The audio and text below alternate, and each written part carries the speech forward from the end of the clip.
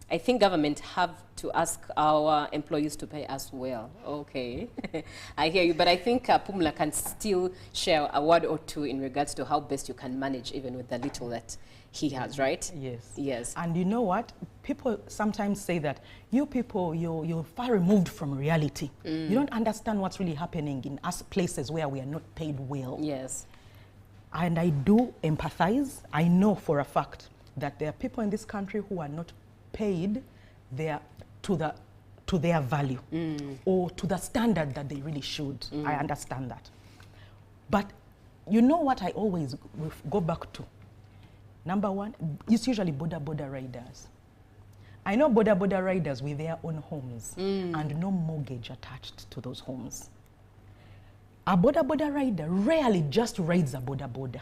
Rarely. And if they do, you know that those borders you jump on, some of them own a stage of borders.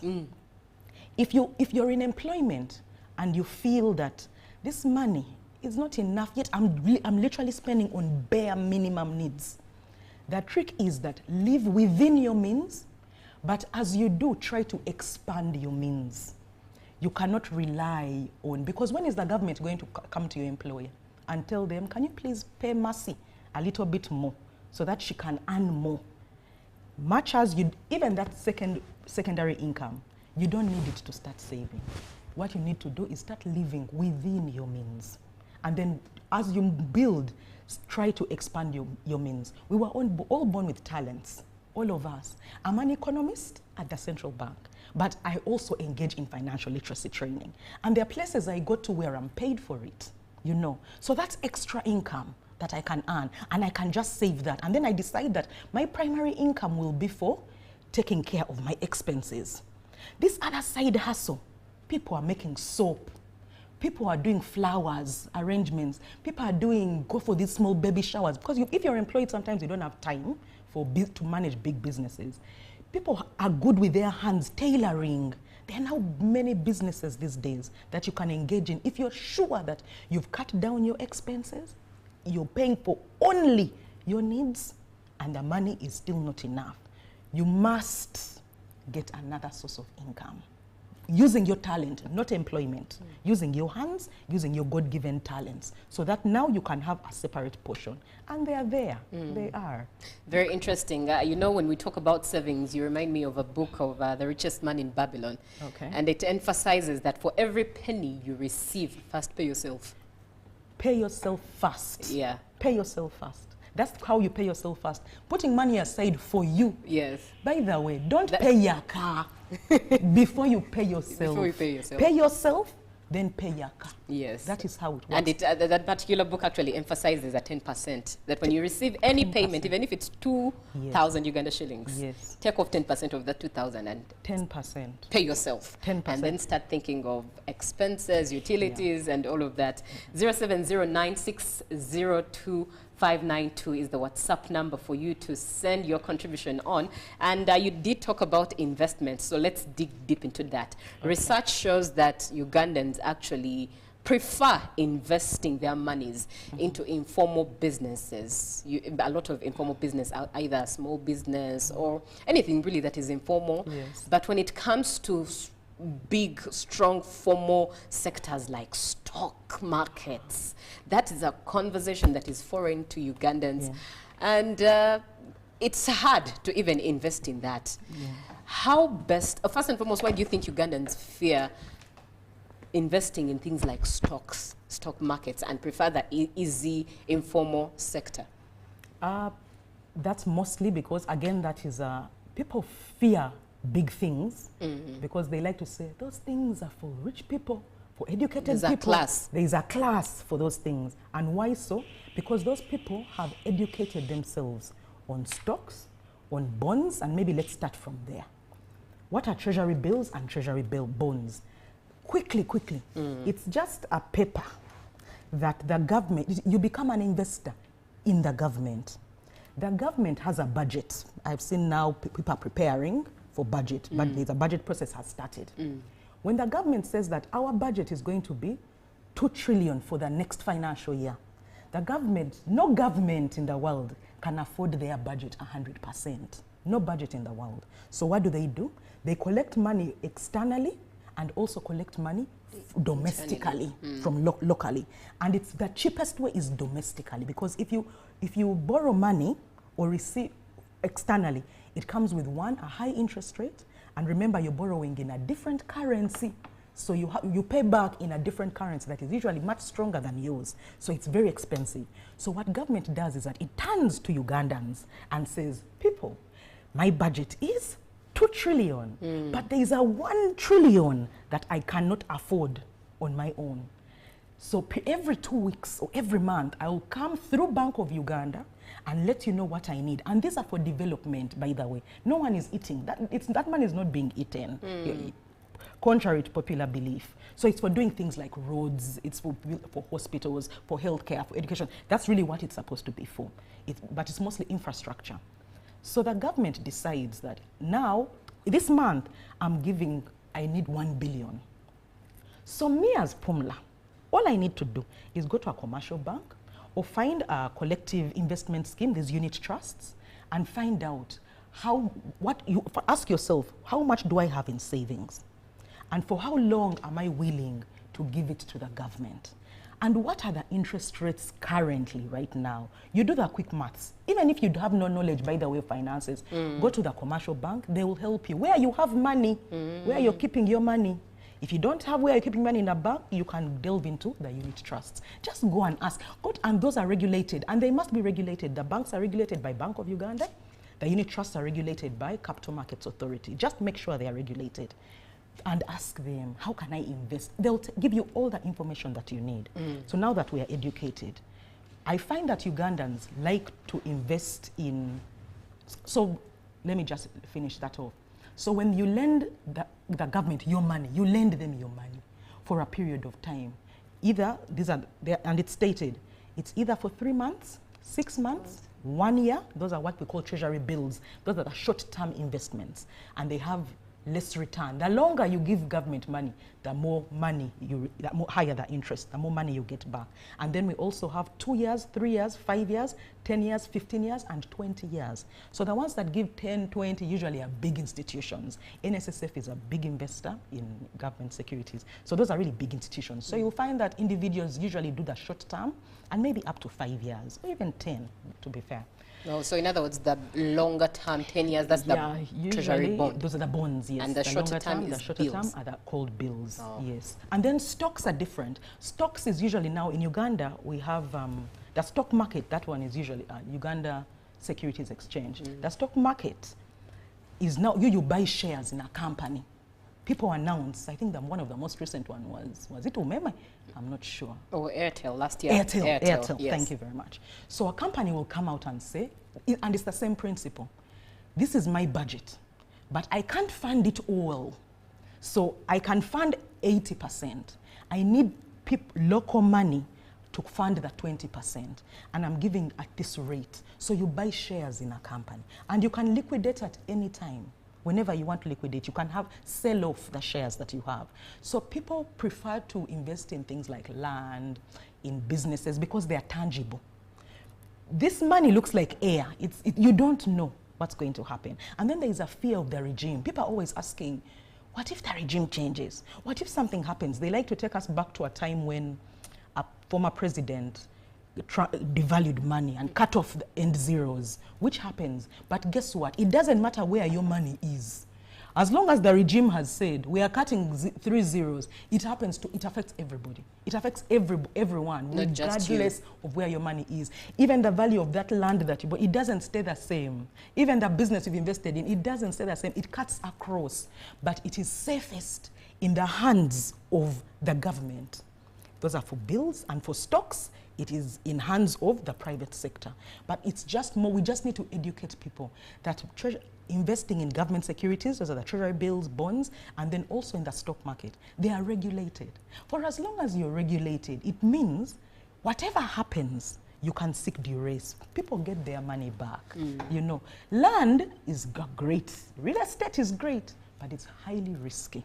So have that real estate that you understand, but I implore Ugandans, do research about investing in bonds and bills, And it becomes a saving mechanism, but also an investment mechanism. So that in case anything happens, you have cash money to fall back on. Because land, you know you cannot just sell land when you need money. Yes. Immediately. And because you're desperate, you'll end up selling it for less than the actual value or that you need it for. So you always should have this money, at least a portion, diversify. That's what we call diversification of investments. Have what you understand, business, land, real estate, rentals, great. But have a portion of your money invested that remains easily, that can be liquidated. Liquidated meaning that you can have cash immediately when you want it. Yeah. The best way, treasury bills and bonds from the government of Uganda, and stocks, which are usually from the private sector. Thank you, Pumla. We are learning. Indeed, we are learning. So 0709602592 is the WhatsApp number to which you can share your opinion on or what you have in mind, your money, your life, how you can master your finances. And Pumla Navacho is here with us. She's the one teaching us everything that we need to know. And she is a financial analyst at the Bank of Uganda. Now, somebody did come through, Mercy did come through and stated that she wanted to start a money lender business. Any advice you would have for her on that? Money lender business, you would have to are regulated by Uganda Microfinance Regulatory Authority. So I always implore people, go find out who regulates what you want to do. Regulation is key. Go to them, yes. Go to them and ask questions, because we have two kinds of money lenders. We have the loan sharks, the ones who are unregulated with very high interest rates, and the ones who will cut off your knees if you don't pay. Those are the unregulated ones. The ones who are regulated, find out, actually, you don't need to go to their offices. We all have websites. Go to the UMRA website.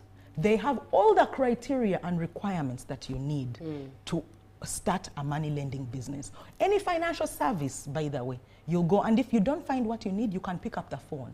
Call Bank of Uganda. Bank of Uganda will tell you the right person who regulates what you want to do, and they'll give you all the information that you need. Amazing. Yeah. I think usually the criteria is about capital, how much to start with, and then there are safety measures in place. I don't want to start them here and then I miss out a few. So I always advise people, go to the website and you'll have all the information that you need. Mercy, I think that you've been answered. Good morning, UBC broadcaster. I'm Owen Raymond in Mbale City. Thank you so much for the talk. It is so educative. Good morning, Uganda. These are very good sessions we have been missing. Thank you. This is Akileng thanking you, Pumla. And good morning. This is Bernard coming in from Mukono. My question is that how can I invest my money in informal business? Because according to my experience, I don't know whether I can manage formal business. And I think Pumla has really educated us on how best we can actually manage in rather formal business like stock markets and bonds, treasury bonds and treasury bills. It's actually quite simple if you think about it. Very simple. And the fact that people don't know about it worries me, makes me feel like maybe we're not doing our job well, because it's really simple, and yet there's people who still lack the awareness. So I think we need to come out more. Come out more. Yes. Come out more to the people.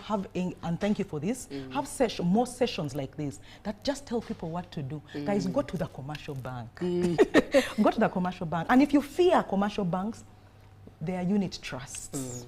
Just go to a unit trust. Go to Capital Markets Authority and look for unit trusts. You'll find a whole list of regulated unit trusts. I cannot tell you the one to choose. I have my investments in unit trusts and with the banks as well, but I chose what works for me.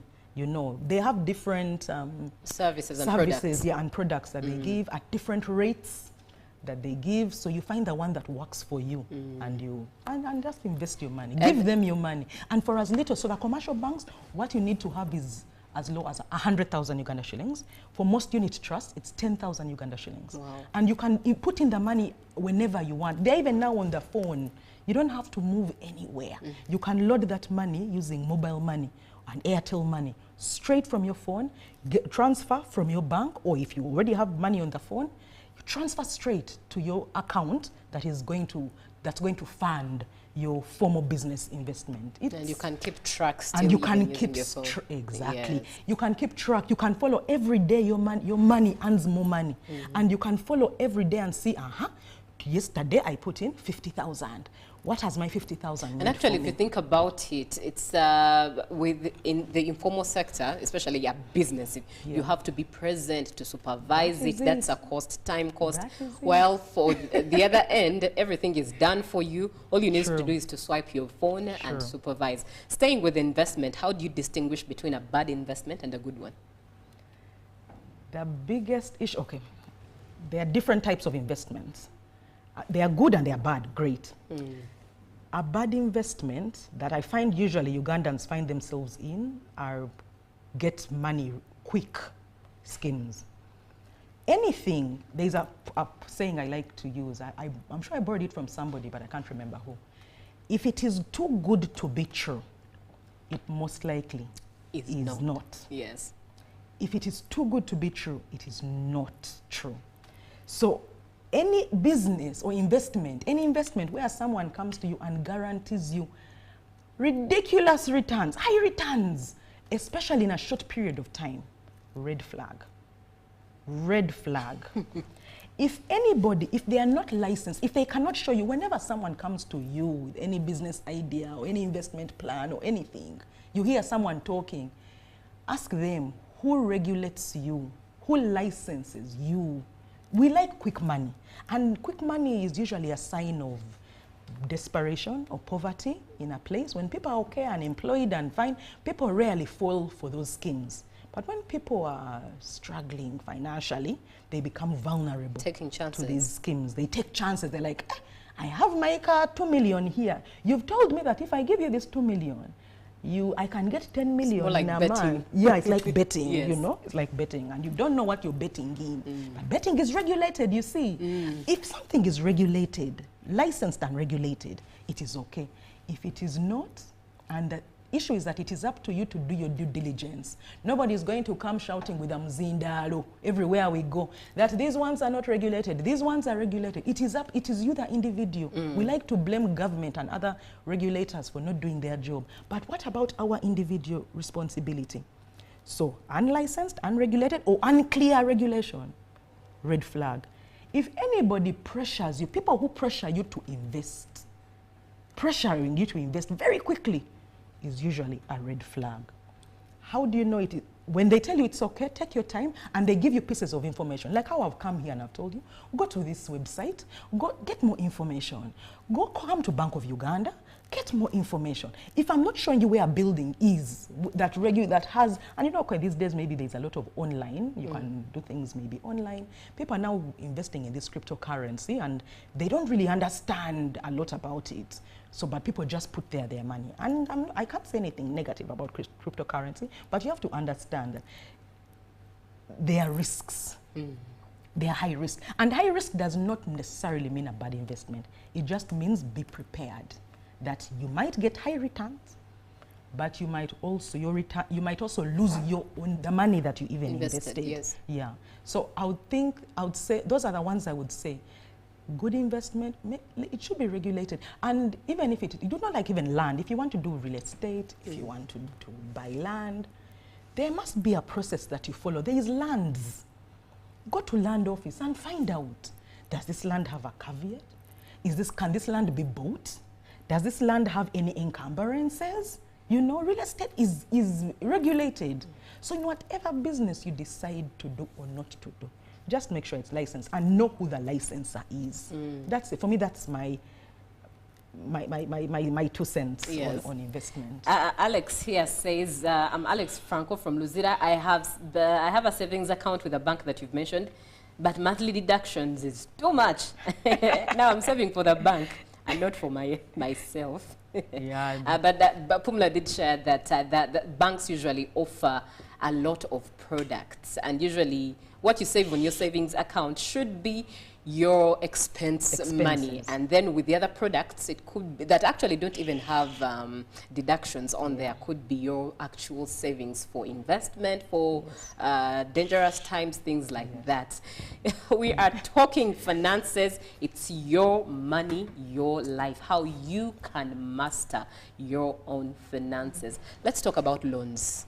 Okay. Are they a lifesaver? Are they a trap? Now, one thing for sure is research shows that there is a high rate of defaulting on loans by Ugandans, especially mobile money.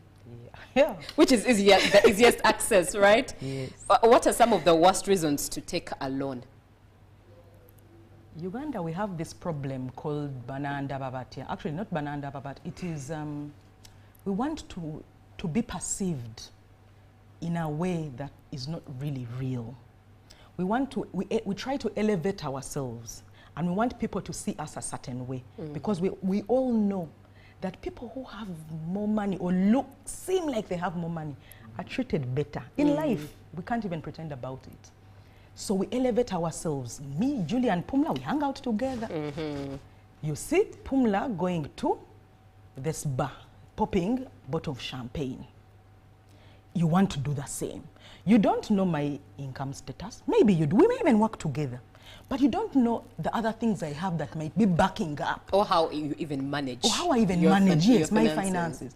You want to copy me. You want us to do the same thing so that it seems like we're at the same level.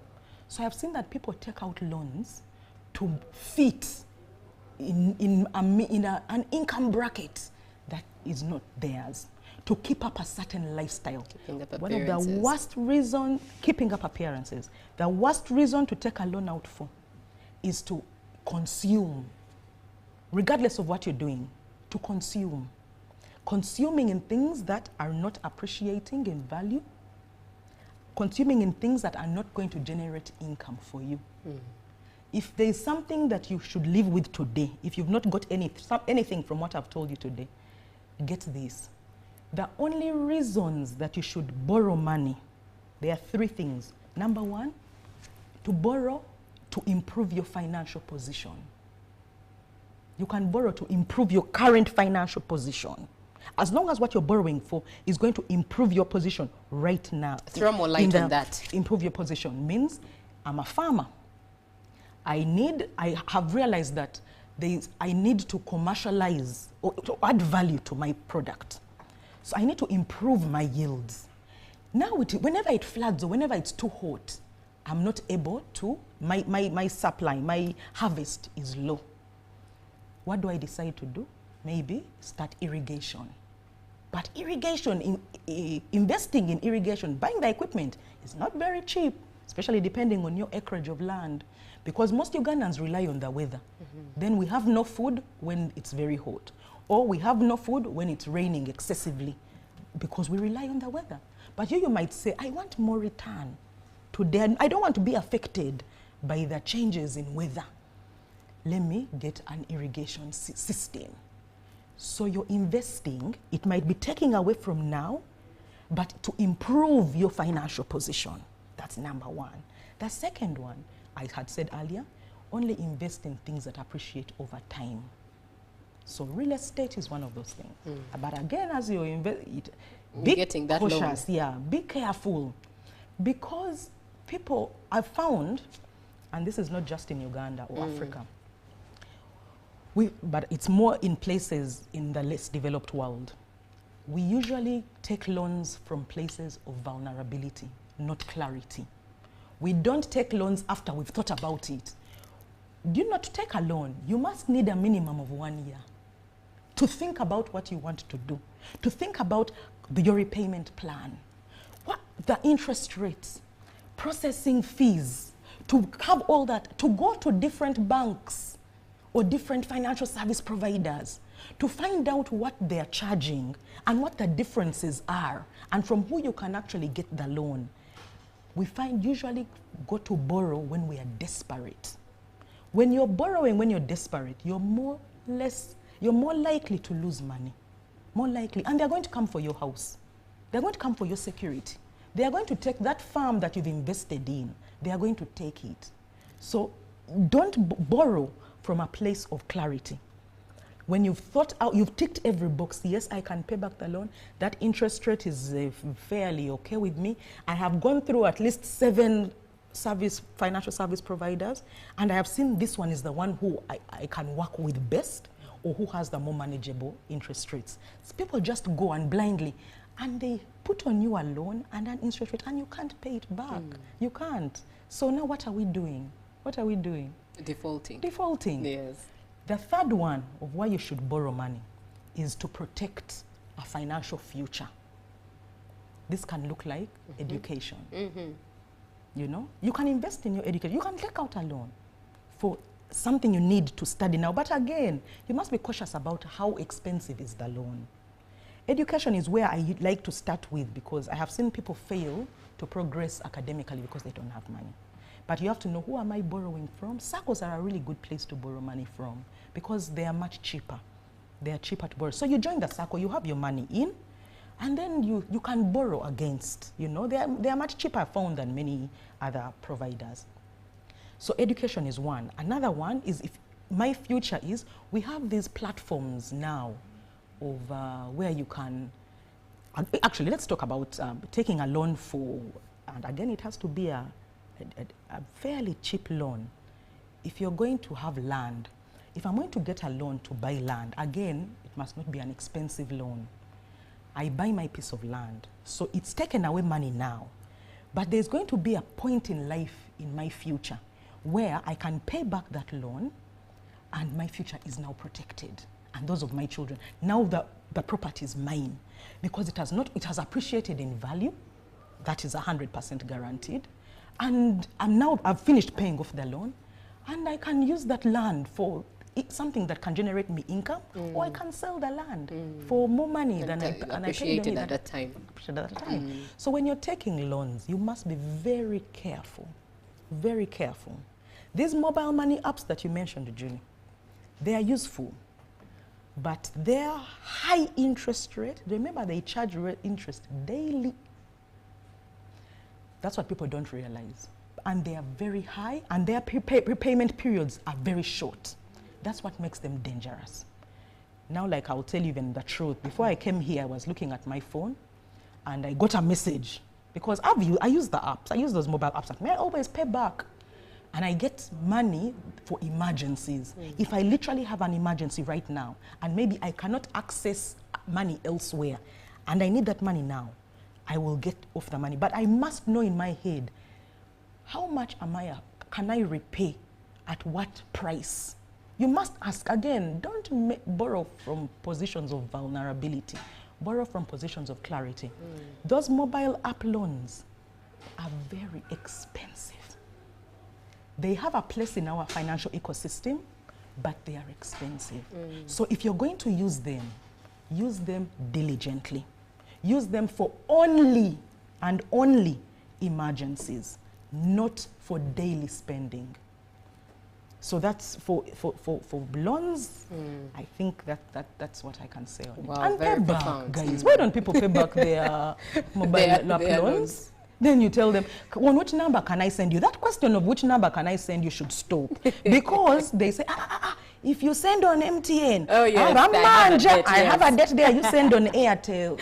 Very interesting. We should stop. Now, quickly, in the shortest time possible, let's talk about insurance. Ugandans have not yet embraced the insurance culture. At least the studies show that we have 1% of Ugandans embracing insurance. Why do you think so? It's a perception that insurance is for the rich. One, mindset. It's a mindset. It's a mindset issue. Number two, it's because Ugandans and Africans are an insurance policy. It is allowed in our country. We are a community, and this is why I can never leave Uganda, because I cannot die in this country when something happens to me. Because when I go through, when I have an emergency, I can harambe. People are always, they are willing to give you money. Yes. But the world is moving. The world is moving. People are becoming more capitalistic. People are now catering for their own needs, individual needs. We are going to reach a time where something happens to you and nobody is going to save you. Nobody.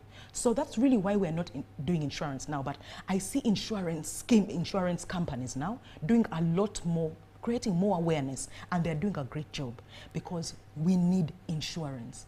We need insurance. Those cars I was telling you about that got stuck on the roads in the flood yesterday, if they are not comprehensively insured, they have to pay for a lot of the damage themselves. Even if I know some insurance, many insurance, they say we don't cover acts of God, earthquakes, floods and things like that. The insurance covers that. You can pay an additional small premium to cover that in case something happens. If you're driving a car in Uganda, which is, we are prone to accidents, you must have some form of comprehensive cover.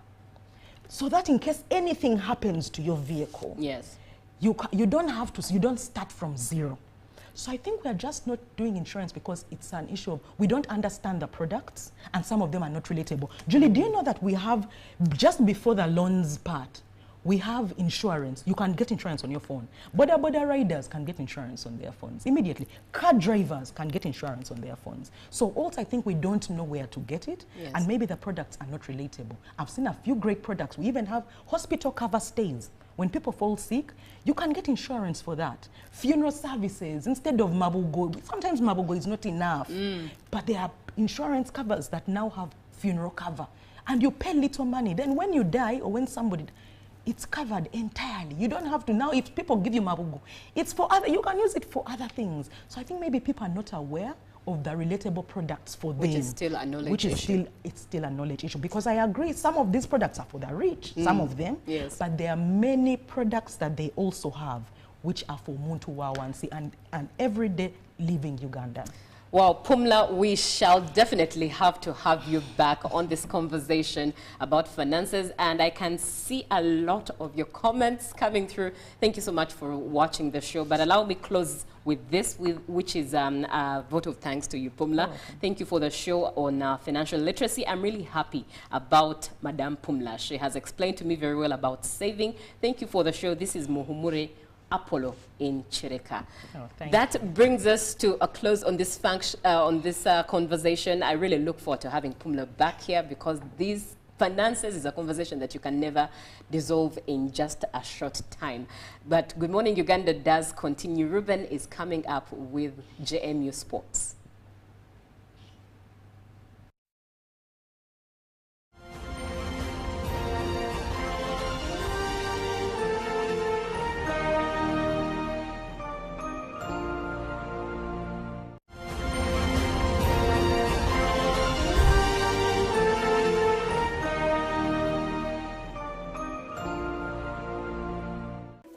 In a nation hungry for